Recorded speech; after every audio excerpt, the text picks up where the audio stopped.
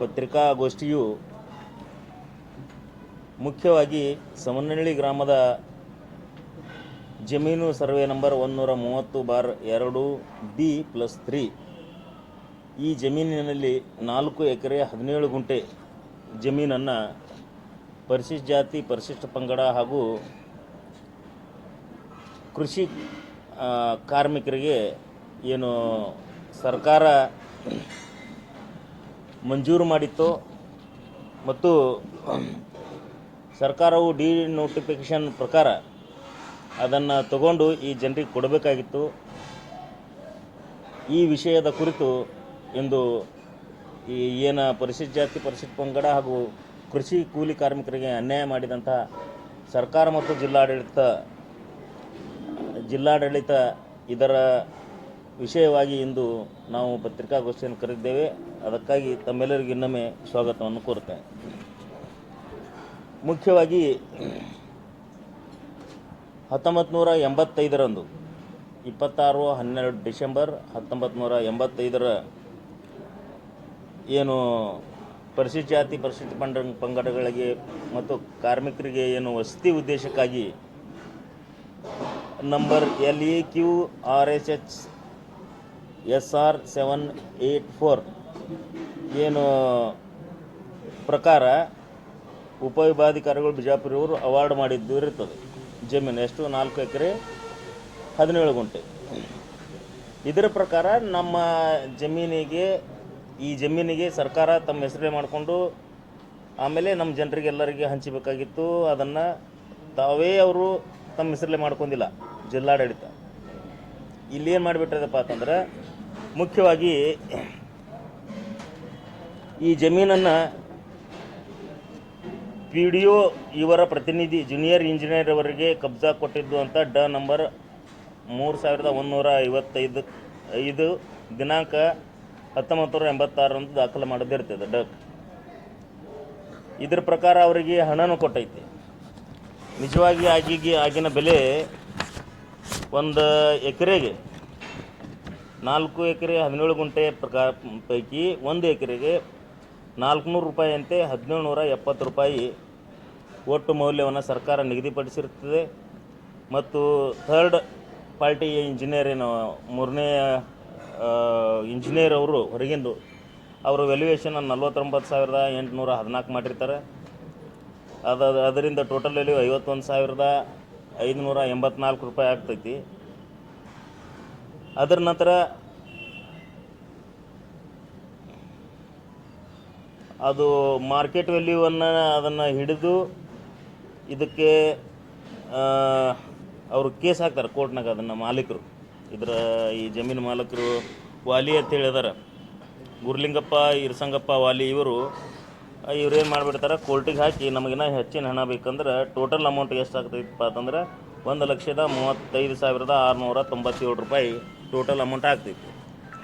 ಇದನ್ನು ಸರ್ಕಾರ ಕೊಟ್ಟು AC ಅವರು ಈ ಜೂನಿಯರ್ ಇಂಜಿನಿಯರ್ ಅವರ ಹೆಸರಿಗೆ ದಾಖಲೆ ಮಾಡಿ ಅದನ್ನು ಜನರಿಗೆ ಹಂಚಬೇಕಾಗಿತ್ತು. ಇನ್ನೂವರೆಗೆ ಈ 4 ಎಕರೆ 17 ಗುಂಟೆ ಜಾಗ ಎಲ್ಲೇ ಇದೆ ಅನ್ನೋದು ಈಗ ಜಿಲ್ಲಾಡಳಿತಕ್ಕಾಗಲಿ ಸರ್ಕಾರಕ್ಕಾಗಲಿ ಗೊತ್ತಿಲ್ಲ. ಇದರಲ್ಲಿ ಮುಖ್ಯವಾಗಿ ಇನ್ನೊಂದು ವಿಶೇಷ ಏನಾಗೈತಪ್ಪ ಅಂತಂದ್ರೆ ಇದ್ರಾಗ ಸರ್ಕಾರ 2002ರಾಗ ಅಂದಿನ ಶಾಸಕರಾದ ಸನ್ಮಾನ್ಯ ಶಿವಾನಂದ ಪಾಟೀಲ್ರು ಮತ್ತು ಉಸ್ತಾದವರು ಬಿಜಾಪುರ ನಗರ ಶಾಸಕರಾದಂಥ ಉಸ್ತಾದವರು ಕೂಡಿ ಆ ಸಮುದಾಯ ಭವನವನ್ನು ಪೂರ್ತಿಯಾಗಿ ಕಟ್ಟಡ ನಿರ್ಮಿಸಿ ಅದನ್ನು ಉದ್ಘಾಟನೆ ಮಾಡಿದ್ದಾರೆ. ಅದನ್ನು ಈಗ ಶ್ರೀಮತಿ ಶಿವಬಾಯಿ ಇರ್ಸಂಗಪ್ಪ ವಾಲಿ, ರಾಜಶೇಖರ್ ವಾಲಿ, ಜಗದೀಶ್ ವಾಲಿ ಇವರು ಮೂರೂ ಜನ ಕೂಡಿಕೊಂಡು ಅದು ನಮ್ಮದು ಅಂಥೇಳಿ ಬೇರೆಯವರಿಗೆ ಇವರು ಏನೂ ಬಾಡಿಗೆ ಕೊಟ್ಟಿದ್ದಾರೆ. ಅಂದರೆ ಸರ್ಕಾರದ ಜಮೀನಿನಲ್ಲಿ ಸರ್ಕಾರವೇ ಕಟ್ಟಿದಂಥ ಕಟ್ಟಡವನ್ನು ಇವರು ಆಕ್ರಮಿಸಿಕೊಂಡು ಇವ್ರು ಏನು ಮಾಡಿಬಿಟ್ಟಿದ್ದಾರಪ್ಪ ಅಂತಂದ್ರೆ ಅದನ್ನು ಬೇರೆಯವ್ರಿಗೆ ಬಾಡಿಗೆ ಕೊಟ್ಟು ಅದರಿಂದ ಲಾಭ ಪಡಿತಾ ಇದ್ದಾರೆ. ಆಮೇಲೆ ಇದಕ್ಕೆ ಬಿಟ್ಟು ಈಗೇನು 4 ಎಕರೆ 17 ಗುಂಟೆ ಏನು ಜಾಗ ಸರ್ಕಾರ ಪಡೆದಿದೆಯಲ್ಲ, ಇದರಲ್ಲಿ ಗುಂಟಾ ಪ್ಲಾಟ್ಗಳನ್ನು ಮಾಡಿ ಆಮೇಲೆ ಕೆಲವು ಖರೀದಿಗಳನ್ನು ಕೊಟ್ಟಿದ್ದಾರೆ, ಕೆಲವನ್ನ ಬಾಂಡ್ ಮುಖಾಂತರ ಕೊಟ್ಟಿದ್ದಾರೆ. ಇದ್ರ ಪ್ರಕಾರ ಅವು ಪಹಣಿ ಪತ್ರಿಕೆಯಲ್ಲಿ ಸದರಿ ಜಮೀನು ಪಹಣಿ ಪತ್ರಿಕೆಯಲ್ಲಿ ಹಕ್ಕು ಬಿಟ್ಟ ಪ್ರಕಾರ ಹಕ್ಕುದಾರರ ಹೆಸರು ಈಗಾಗಲೇ ಆಗ್ಯಾವ ಸರ್ಕಾರ ಜಮೀನ್ದಾಗ. ಆದ್ರೂ ಜಿಲ್ಲಾಡಳಿತ ಮತ್ತು ಸರ್ಕಾರ, ಬಹುಶಃ ಭಾಳ ಸರ್ಕಾರಗಳು ಬಂದು ಹೋಗ್ಯಾವ ಇದ್ರಾಗ. ಕಾಂಗ್ರೆಸ್ ಬತ್ತು, BJP ಬತ್ತು, JDS ಬತ್ತು, ಎಲ್ಲ ಸರ್ಕಾರಗಳು ಬಂದು ಹೋದ್ರೂ ಇಲ್ಲಿಯ ಪರಿಶಿಷ್ಟ ಜಾತಿ ಪರಿಶಿಷ್ಟ ಪಂಗಡದ ಜನರ ಏನು ಆ ಸವನಹಳ್ಳಿ ಗ್ರಾಮದಾಗ ಏನು ಜಾಗ ಕೊಟ್ಟಿದ್ದರು ಅದನ್ನು ನಿರ್ಲಕ್ಷ್ಯ ವಹಿಸಿ ರಾಜಕೀಯ ದುರುದ್ದೇಶದಿಂದ ಎಲ್ಲರೂ ಕೂಡಿಕೊಂಡು ಈ ಶೋಷಿತ ವರ್ಗವನ್ನು, ದುಡಿಯುವ ವರ್ಗ ಮತ್ತು ಶೋಷಿತ ವರ್ಗಕ್ಕೆ ಅನ್ಯಾಯ ಮಾಡಿದ್ದಾರೆ. ಇದನ್ನು ಸರಿಪಡಿಸಲು 12ನೇ ತಾರೀಕಿಗೆ ಮಾನ್ಯ ಜಿಲ್ಲಾಧಿಕಾರಿಗಳಿಗೆ ಪತ್ರದ ಮುಖಾಂತರ ನಾವು ಮನವಿ ಮಾಡ್ಕೊಂಡಿದ್ದೀವಿ. ನಮಗೆ ಹೇಳಿದ್ರು, ಅವರು ಸ್ವಲ್ಪ ಅವಕಾಶ ಬೇಕು, ಅದನ್ನು ಸರಿಪಡಿಸ್ತೀವಿ ಅಂತ ಹೇಳಿದರು. ಆದರೆ ಆ ಜಮೀನು ಸರಿಪಡಿಸ್ಲಿಕ್ಕೆ ಇನ್ನೂ ಬೇಕಾದ್ರೆ 1 ತಿಂಗಳು 4 ಎಕರೆ 17 ಗುಂಟೆ ಖಾಲಿ ಮಾಡಿಸಿ ಅದನ್ನು ಯಾರು ನಿಜವಾದ ಫಲಾನುಭವಿಗಳದಾರ ಅವ್ರಿಗೆ ಕೊಡಬೇಕು. ಇಲ್ಲಿಲ್ಲಂದರೆ ಇಂದಿನದಿಂದ ಮುಂದಿನ 30 ದಿನಗಳಲ್ಲಿ 30 ದಿನದ ನಂತರ ಅಂದರೆ 1 ತಿಂಗಳ ನಂತರ ನಾವು ಅದರ ಬಗ್ಗೆ ಹೋರಾಟವನ್ನು ರಸ್ತಾರೋಕೋ ಮುಖಾಂತರ ಮಾಡ್ತೀವಿ. ಆಮೇಲೆ ಇನ್ನು ಕೇವಲ 4 ದಿನ ಹಿಂದಿನ ಹಿಡ್ಕೊಂಡು, ಇವತ್ತು ತಾರೀಕು 25, 26, 27, 28, 29 ಅಂದರೆ 30ನೇ ತಾರೀಕಿಗೆ ನಾವು ಈ ಸರ್ಕಾರಿ ಭವನವನ್ನು, ಸಮುದಾಯ ಭವನವನ್ನು ಎಲ್ಲ ವರ್ಗದ ಜನರಿಗೆ ಅಲ್ಲಿ ಕಾರ್ಯಕ್ರಮ ಮಾಡಲು ಅಥವಾ ಕೂಡಲು ಅಥವಾ ವಿಚಾರ ಮಾಡಲು ಅಥವಾ ಒಳ್ಳೆಯ ವಿಚಾರಗಳನ್ನು ತಿಳಿಸುವ ಉದ್ದೇಶಕ್ಕಾಗಿ ಆ ಕಟ್ಟಡವನ್ನು ಕಟ್ಟಿದ್ದಾರೆ. ಅದನ್ನು ಆಕ್ರಮಿಸಿಕೊಂಡಿದ್ದನ್ನು 30ನೇ ತಾರೀಕಿನ ಒಳಗಡೆ, ಈ ತಿಂಗಳು 30ನೇ ತಾರೀಕಿನ ಒಳಗಡೆ ಖಾಲಿ ಮಾಡದೇ ಇದ್ದಲ್ಲಿ 30ನೇ ತಾರೀಕಿಗೆ ಸವನಹಳ್ಳಿಯ ಗ್ರಾಮಸ್ಥರು ಮತ್ತು ನಮ್ಮ ರಿಪಬ್ಲಿಕನ್ ಪಾರ್ಟಿ ಆಫ್ ಇಂಡಿಯಾ ಈ ವತಿಯಿಂದ ಅದೇನು ನಮ್ಮ ಬಿಜಾಪುರ ಹುಬ್ಬಳ್ಳಿ ಮಾರ್ಗವಾಗಿ ಏನು ಹೈವೇ ಹೋಗ್ತದೆ ಅದನ್ನು ಬಂದ್ ಮಾಡಿ ನಾವು 30ನೇ ತಾರೀಕಿಗೆ ಪ್ರತಿಭಟನೆ ಮಾಡ್ತೇವೆ. ಮಾಡಿಸ್ಯಾರ. ಹಿಂಗೆ ಮಾಡಿಸಿ ಅವರು ಬೇರೆದವ್ರಿಗೆ ಖರೀದಿ ಕೊಟ್ಟರು. ಸರ್ಕಾರ ಕಣ್ಣಿಗೆ ಮುಚ್ಚಿಕೊಟ್ಟು, ಜಿಲ್ಲಾಡಳಿತ ಕಣ್ಣು ಮುಚ್ಚಿಕೊಟ್ಟು. ಅವ್ರ ಮಾವನವ್ರು ಮಾರಿದ್ರಿ. ಅವ್ರ ಮಾವ ಗುರುಲಿಂಗಪ್ಪ ಇರಸಂಗಪ್ಪ ವಾಲಿ ಅವರು ಮಾರಿದ್ದು.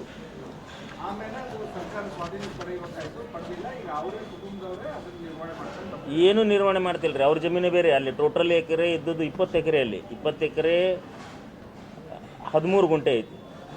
ಅದ್ರಾಗ 3 ಎಕರೆ ಗಾಯಬಿ ಆಗೈತೆ. ಅಲ್ಲಿ ಆ ನಕ್ಷೆದಾಗೆ ಇಲ್ಲರಿ ಅದು. ಅದನ್ನು ಮುಂದಿನ ಹಂತದಾಗ ನೋಡ್ಕೊಳಕತ್ತೈತೆ. ಈ ದಿನ ಪೂರ್ತಿ ರೀ. ಅಲ್ಲ, ಅವರು ಯಾವ ಸಮುದಾಯದವ್ರು ಅನ್ನೋದು ನಮಗೂ ಅಷ್ಟು ಐಡಿಯಾ ಇಲ್ಲ. ಆ ಗ್ರಾಮಸ್ಥರು ವಿಶೇಷವಾಗಿ ಇವರು ಸವನಹಳ್ಳಿ ಗ್ರಾಮಸ್ಥರು. ಇವರು ಯಾರೇ ರಫೀಕ್ ಕಾಣೆ ಅಂತ ಹೇಳ್ರಿ ಇವ್ರ ಹೆಸರು. ರಫೀಕ್ ಕಾಣೆ, ನಾ ಕಾಣೆ ತಿಳ್ಕೊಬೇಡ್ರಿ, ರಫೀಕ್ ಕಾಣೆ ಇವರು. ನಾ ಪೇಪರ್ನಾಗ ಕೊಟ್ಟಿದ್ದೆ, ಅದನ್ನು ಹಾಕಿದ್ದಿಲ್ಲ. ಇವರು ರಫೀಕ್ ಕಾಣೆ ಅಂತ ಹೇಳ್ರಿ, ಸವನಹಳ್ಳಿ ಗ್ರಾಮದವರು. ನಮ್ಮ ಸೋಮು ರಣದೇವಿ, ನಮ್ಮ ಅಣ್ಣಾಭಾವು ಸಾಟೆ ಸಂಘಟನೆಯ ರಾಜ್ಯಾಧ್ಯಕ್ಷರು ರಣದೇವಿ ಇದ್ದಾರೆ. ಇದ್ರ ಬಗ್ಗೆ ಈಗ ನೋಡ್ರಿ, ಇದು ಸರ್ ನಮ್ಮ ನಜರಿಗೆ ಬಂದಿದ್ದೆ ಈಗ ಭಾಳ ಆದ್ರೆ 1 ತಿಂಗಳೈತೆ ರೀ.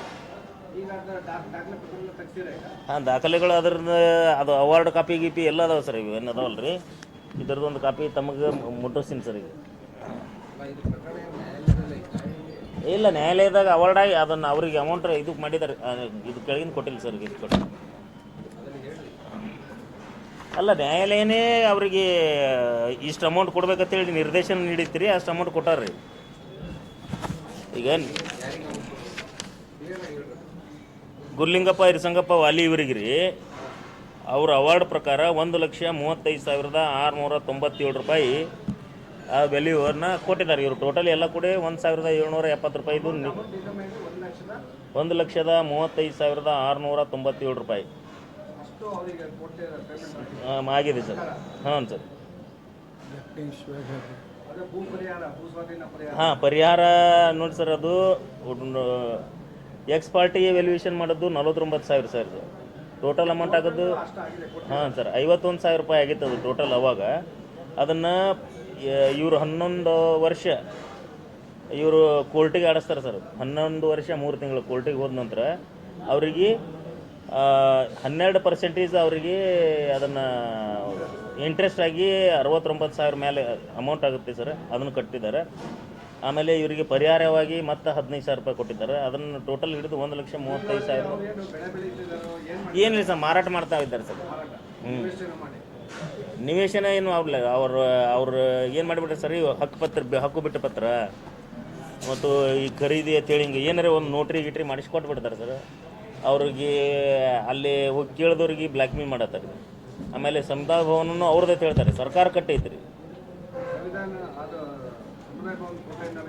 ಹಾಂ, ಅದ್ರದ್ದು ಕಾಪಿ ಅದ್ರಾಗೆ ಐತೆ ಸರ್. ಅದ್ರಾಗೆ ರೊಕ್ಕ ಮಾಡ್ತೀವಿ. ಇದನ್ನು ಮುಖ್ಯವಾಗಿರಿ. ಹಾಂ, ಸುಸ್ಥಿತಿಯಲ್ಲಿ ಇದೆ ಸರ್. ಅದ್ರಾಗ ಏನು ಪ್ರಾಬ್ಲಮ್ ಇಲ್ಲ ಸರ್. ಅದು 2002 ಕಟ್ಟಡ ಆಗೈತೆ ಸರ್. ಒಂದು ಯಾವುದೋ ಮಹಿಳಾ ಸ್ವಸಹಾಯ ಗುಂಪು ಐತೆ ಸರ್. ಅದಕ್ಕೆ ಇವರು ಇದು ಕೊಟ್ಟಿದ್ದಾರೆ ಸರ್, ಬಾಡಿಗೆ ಕೊಟ್ಟಿದ್ದಾರೆ. ಹಾಂ ಸರ್. ಇಲ್ಲ, ಸರ್ಕಾರ ಏನು ಕೊಟ್ಟಿಲ್ಲ ಸರ್ ಅವರಿಗೆ. ಕಾಮಧೇನು ಮಹಿಳಾ ಸಹಕಾರಿ ಸಂಘ ಅಂತೇಳಿ ಸರ್, ಅದಕ್ಕೆ ಕೊಟ್ಟಿದ್ದಾರೆ. 12ನೇ ತಾರೀಕಿಗೆ ಅವ್ರಿಗೆ ಮನವಿ ಸಲ್ಲಿಸಿದ್ದೀವಿ ಈ ವಿಷಯದ ಬಗ್ಗೆ ರೀ. ಇನ್ನೂ ತನಕ ಏನೂ ಉತ್ತರ ಬಂದಿಲ್ಲ. 12ನೇ ತಾರೀಕಿಗೆ ಅದಕ್ಕೆ ಅದು ಅವು ಆ್ಯಕ್ಚುಲಿ 1972ರಿಂದ 76ರವರೆಗೂ ಪರಿಸ್ಥಿತಿ ಪಂಗಡದವರಿಗೆ ಅಲ್ಲಿ ಕೆಲವು ಹಕ್ಕುಪತ್ರಗಳನ್ನು ಸರ್ಕಾರ ಹಂಚೈತಿ. ಆದರೆ ಯಾದಿನೇ ತಾಲೂಕು ಪಂಚಾಯತಿಯಲ್ಲಿ ಇಲ್ಲ. ಕೇಳಿದ್ರೆ ನಂಬಲ್ಲಿ ಇಲ್ಲರಿ ಅಂತ ಹೇಳ್ತಾರೆ ಅವರು ನೇರವಾಗಿ. ನಾವು ತಾಲೂಕು ಪಂಚಾಯತಿ ಕಾರ್ಯನಿರ್ವಾಹಕ ಅಧಿಕಾರಿಗೆ ಭೇಟಿಯಾಗಿದ್ದೆವು. ಅಲ್ಲ, ನಂಬಲ್ಲಿ ದಾಖಲೆಗಳದಾವ್ರಿ. ಹಕ್ಕು ಕೊಟ್ಟಾರ್ರಿ. ಈಗ ಹಕ್ಕುಪತ್ರ ಕೊಟ್ಟಾರ್ರಿ.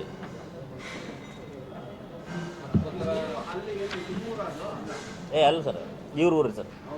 ಹಾಂ, ಇವರೊಬ್ಬರು ಹಿರಿಯರು ಬರಬೇಕಾಗಿತ್ತು. ಏನು ಹೆಸರು ಅವರು? ಮಲ್ಲಪ್ಪ ಹಂಡಿ ಅಂತೇಳಿ ಅವರು ನಮ್ಮನ್ನು ಸಂಪರ್ಕಿಸಿ ಇದನ್ನೆಲ್ಲ ದಾಖಲೆಗಳನ್ನು ಏನಿದ್ದು ಪಾಪ ಅವರು ಹಿರಿಯರೇ. ಹಾಂ ಸರ್, ಯಾರಿಗೆ ಕೊಟ್ಟೇ ಇಲ್ಲ ಸರ್. ಅವ್ರು ಯಾರು ಅನ್ನೋದೇ ಆ ಊರಿನವ್ರು ಏನಿಲ್ಲ ಸರ್. ಏನರ ಕೇಳಿದ್ರೆ ಅವ್ರ ಮೇಲೆ ಅವ್ರು ಕೇಸ್ ಹಾಕೋದು ಅಥವಾ ಕೋರ್ಟ್ ವಕೀಲರ ಕಡೆಯಿಂದ ಅಲ್ಲಿ ಈಗ ಎಷ್ಟು ಅನ್ನೋದೇ ಅರ್ಥ ಇಲ್ಲ ಸರ್. ಈಗ ಅಲ್ಲಿ ಯಾಕಂದ್ರೆ ಆ ಜಾಗನೇ ಅವ್ರಿಗೆ ಕೊಟ್ಟಿಲ್ಲ. ಅವ್ರು ಬೇರೆ ಬೇರೆ ಜಾಗನಾಗ ಅದಾರೆ ಅವರು. ಅಲ್ಲಿ ಕುಟುಂಬಗಳು SC ST ಸ್ವಲ್ಪ ಜಾಸ್ತಿ ಆಗ್ತಾವೆ ಸರ್.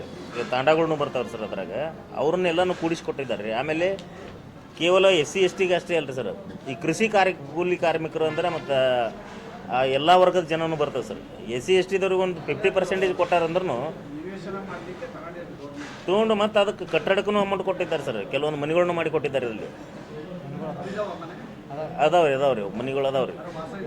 ಅದಾರೆ ಸರ್, ಅದಾವ್ರಿ. ಆದರೆ ಅವರು ಅದಕ್ಕಿಂತ ಮುಂಚೆ ಹಕ್ಕುಪತ್ರ ಏನು ಕೊಟ್ಟಿದ್ದಾರಲ್ಲ ಸರ್, ಆ ಹಕ್ಕುಪತ್ರ ಕೊಟ್ಟದ್ದು ಅದರ ದಾಖಲೆಗಳನ್ನೇ ಇಲ್ಲ ಸರ್. ಜಿಲ್ಲಾಧಿಕಾರಿಗಳ ಕಚೇರಿಯಲ್ಲಿ ಆಗಲಿ, ತಾಲೂಕು ಪಂಚಾಯತಿಯಲ್ಲಿ ಆಗಲಿ ಅದನ್ನು ದಾಖಲೆನೇ ಇಲ್ಲ ಸರ್. ಇದು ಇಲ್ಲ, ಬರೀ ನೋಡ್ತೀವಿ ಅಂತ ಹೇಳ್ತಾರೆ ಸರ್.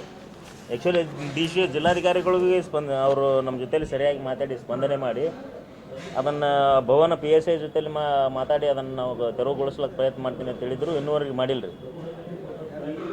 ಈಗ DC ಅವರು ಈಗ 12ನೇ ತಾರೀಕಿಗೆ ಅವ್ರ ಜೊತೆಯಲ್ಲಿ ಮಾತಾಡಿದ್ದೆವು. ಇನ್ನೂವರೆಗೆ ಮಾಡಿಲ್ಲ. ಇವು ಹಕ್ಕುಪತ್ರಗಳು ಕೊಟ್ಟಿದ್ದಾರೆ ಸರ್. ಅದರ ನಿಮ್ಮ ಲಿಸ್ಟ್ನಾಗ ಐದು ನೋಡಿ ಸರ್. ಇವು 72 ಕೊಟ್ಟಾರ್ರಿ. ಇದ್ರದ್ದು ಯಾದಿ ಬೇಕಲ್ಲ ಸರ್. ಅವರು 10 ಮಂದಿ ಕೊಟ್ಟರು, 100 ಮಂದಿ ಕೊಟ್ಟರು, ಇಬ್ಬರಿಗೆ ಕೊಟ್ಟರು, ಒಬ್ಬರಿಗೆ ಕೊಟ್ಟರು. 72ರಿಂದ 76 ತನಕ ಹಕ್ಕುಪತ್ರಗಳು ಕೊಟ್ಟಿದ್ದಾರೆ. ಅವು ನಮ್ಮ ಕಡೆ ಇದಾವ್ರಿ ದಾಖಲೆಗಳು. ಆದರೆ ಜಿಲ್ಲಾಡಳಿತದ ಬಳಿ ಅವರು ಯಾದಿನೇ ಇಲ್ಲ. ಜಿಲ್ಲಾ ಪಂಚಾಯತ್ CO ಅವರಿಗೆ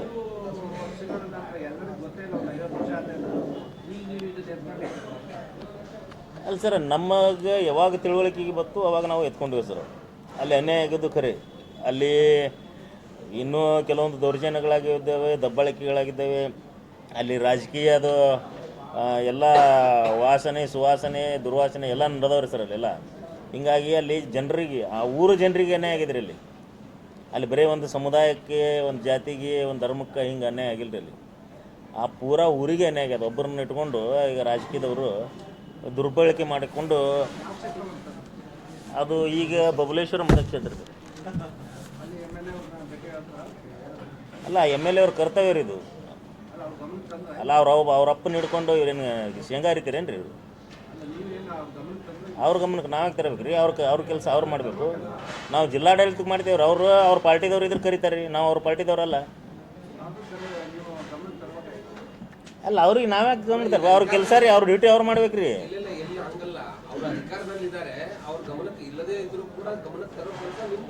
ಅಲ್ರಿ ಈಗ ಅವ್ರ ತಂದೆ ಹಿಡಿದು ಇಲ್ಲಿ ತನ ಗಮನಕ್ಕೆ ಇಲ್ರಿ.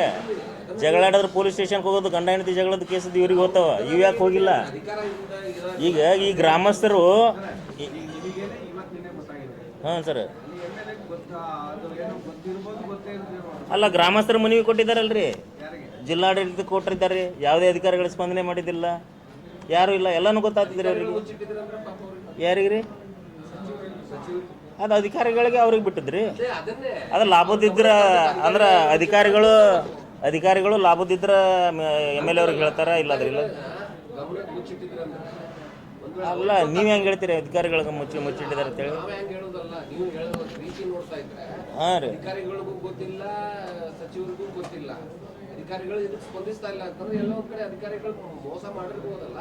ಏನು ಮೋಸ ಮಾಡಿಲ್ಲ. ರಾಜಕೀಯದವ್ರೇ ಅಧಿಕಾರಿಗಳಿಗೆ ಮೋಸ ಮಾಡಿದಾರ. ಇವ್ರಿಗೆ ಕೆಲಸ ಮಾಡ್ಲಿಕ್ಕೆ ಬಿಟ್ಟಿಲ್ಲ. 85ರಾಗ ಹಿಡ್ಕೊಂಡು 1976ರಿಂದ ಇಲ್ಲಿ ತನಕ ಅಧಿಕಾರದಾಗ ಯಾರು ಅದಾರ ಅಲ್ಲಿ? ಒಂದು ಸಲ ಏನೋ BJPಯಿಂದ ಶಿವಾನಂದ ಪಾಟೀಲ್ ಇದ್ದರು, ಅವರೂ ಮೋಸ ಮಾಡ್ಯಾರ, ಇವರು ಮೋಸ ಮಾಡ್ಯಾರ. ಈಗ ಅಲ್ಲಿ ಜನರಿಗೆ ಪರಿಶಿಷ್ಟ ಜಾತಿ ಮತ್ತು ಕೃಷಿ ಕಾರ್ಮಿಕ ಜನರಿಗೆ ಯಾರೇ ಮೋಸ ಮಾಡ್ಯಾರ ಅಂದ್ರೆ ಜನಪ್ರತಿನಿಧಿಗಳು. ಅವ್ರು ಯಾರು MB ಪಾಟೀಲ್ ಆಗಿರ್ಬೋದು, ಶಿವಾನಂದ ಪಾಟೀಲ್ ಆಗಿರ್ಬೋದು, ಯಾವ ಪಾಟೀಲ್ ಆಗಿರ್ಬೋದು. ಅಲ್ಲ ಇವರಿಗೆ ಪ್ರತಿಯೊಂದು ಇಂಚು ಜಾಗಗಳು ಗೊತ್ತಾ. ಇಂಡಸ್ಟ್ರಿಯಲ್ ಏರಿಯಾದಾಗ ನಮ್ಮಲ್ಲಿ ಇದು ಗುಂಟಾ ಪ್ಲಾಟ್ಗಳು ಗೊತ್ತಾ. ಅವ್ರ ಕ್ಷೇತ್ರದಂದು ಬಡ ಜನರಿಗೆ ಕೊಟ್ಟಂಥ ಜಾಗದ ಬಗ್ಗೆ ಇವ್ರಿಗೆ ಅರಿವಿಲ್ಲ. ಎಲ್ಲಿಯೋ ಅಮೇರಿಕದ್ದು ಮಾತಾಡ್ತಾರೆ, ಎಲ್ಲೋ ಮತ್ತೊಂದು ದೇಶದ ರಷ್ಯಾ, ಯುಕ್ರೇನ್, ಪ್ಯಾಲಿಸ್ತೇನ, ಹಮಾಸ, ಹೂತಿ ಇವಕ್ಕೆಲ್ಲ ಮಾತಾಡ್ತಾರೆ. ಆ ಕ್ಷೇತ್ರದಂದು ಗೊತ್ತಾಗಲ್ಲನ್ರಿ ಇವ್ರಿಗೆ. ಇಂಥವೆಲ್ಲ ದೊಡ್ಡವರಿಗೆಲ್ಲ ಇಂಥವೆಲ್ಲ ಸಣ್ಣ ವಿಷಯಗಳ್ರಿ. ಸಣ್ಣ ವಿಷಯಗಳಂದ್ರೆ ಅಷ್ಟು ಕುಟುಂಬಗಳ ಬೀದಿಗೆ ಬಂದು ಅವ್ರ ಜಮೀನುಗಳ ಮಾರಾಟ ಮಾಡ್ತಾನೆ. ಇವ್ರೇನು ಮಾಡಿದ್ರು?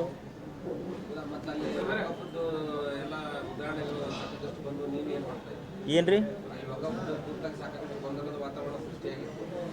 ಅಲ್ಲ ಅದು ಇದ್ರಾಗ ಸೇರ್ಸಲ್ರಿ. ಒಕ್ಕಪದ್ದು ನಾವು ಹೊರಗೆ ಬರ್ತೇವೆ. ಬರೀ ಒಕ್ಕಪದ್ದು ಅಷ್ಟೇ ಸಂಬಂಧ ಇಲ್ಲ.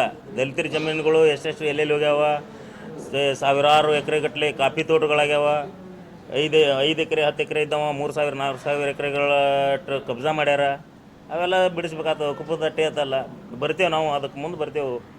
ಒಮ್ಮೆ ತೊಗೊಂಡು ಮತ್ತು ಹೊಳ್ಳಿ ದರ್ಗಾ ಜೈಲಿಗೆ ಕಳ್ಸೋದು ವಿಚಾರ ಮಾಡಬೇಡ್ರಿ. ಈಗ ವಿಷಯಕ್ಕೆ ಏನೈತಿ ಸಂಬಂಧ ಕೇಳ್ರಿ. ಅದನ್ನು ಮೊದಲಲ್ಲೇ ಕಮಿಟಿ ಮಾಡಿ ಅವ್ರು ಇರಲಿಲ್ಲ ಅಂದ್ರೆ ನಾಯಕ ಇಲ್ಲಿ ಬರ್ತಿದ್ರಿ. ಕರ್ಕೊಂಬಂದ್ರೆ ಅವ್ರಿಗೆ ಜೀವ ಹೊಡಿತಾರೆ ರೀ. ಜೀವ ಹೊಡಿತಾರೆ. ಈಗ ಕಾಂಗ್ರೆಸ್ನ ಈಗ ನನ್ನ ಕಡೆ ಬಂದ್ರಪ್ಪ ಅಂದ್ರೆ ಕಾಂಗ್ರೆಸ್ದವ್ರು BJP ಅವ್ರು ಕೂಡ ಹೊಡಿತಾರೆ ಅವ್ರಿಗೆ. ಕಾಂಗ್ರೆಸ್ದವ್ರು BJP ಅವ್ರು ಯಾರು ಅದಾರ ರೀ? ಅವರೇ ರೀ. ಪಾಪ ಸರ್ ಸಾಯ್ತಾವು ಹಂಗಂಜಿ 72ರಿಂದ ಇಲ್ಲಿ ತನಕ ಕಪ್ಪು ಕೂತಾರಂದ್ರೆ ವಿಚಾರ ಮಾಡಿರಿ. 85ರಾಗ ಅವಾರ್ಡ್ ಆಗ್ಯದ, ಇಲ್ಲಿ ತನಕ ಯಾಕಾಗಿಲ್ಲಪ್ಪ? ಕೆಲಸ ಯಾಕಾಗಿಲ್ಲ? ಸರ್ಕಾರ ಸ್ವಾಧೀನ ಯಾಕೆ ಪಡಿಸ್ಕೊಲಿಲ್ಲ ಆ ಜಮೀನು? ಯಾರ್ರಿ? ನಾ ಎಂದೂ ಸಮಾಜ ಸೇವೆ ಮಾಡ್ತೀನಲ್ಲ ಅಂದೇ ನನ್ನ ತಂದೆ ತಾಯಿ ಸತ್ತಾರದ್ದು ಬಿಟ್ಬಿಟ್ಟಾರಿ. ನಾನು ಜೀವಂತಿದ್ರೆ ಎಷ್ಟು ಬಿಟ್ರಿ ಎಷ್ಟು. ಅಲ್ಲ ನಮಗೊಡೆ ತಾಕತ್ತಂತವ್ರು ಯಾವ ಇಂಥವು ಮಿನಿಸ್ಟ್ರುಗಳ ಕೈಲಿ ಅಂತೂ ಆಗಲ್ರಿ. ನಾವು ನಮ್ಮ ಲೆಕ್ಕಿಗೆ ಇದ್ದೇ ಇರ್ತೇವೆ, ಅದ್ರದ್ದೇನಿಲ್ಲ. ಮತ್ತೊಂದು ಸರ ಅದು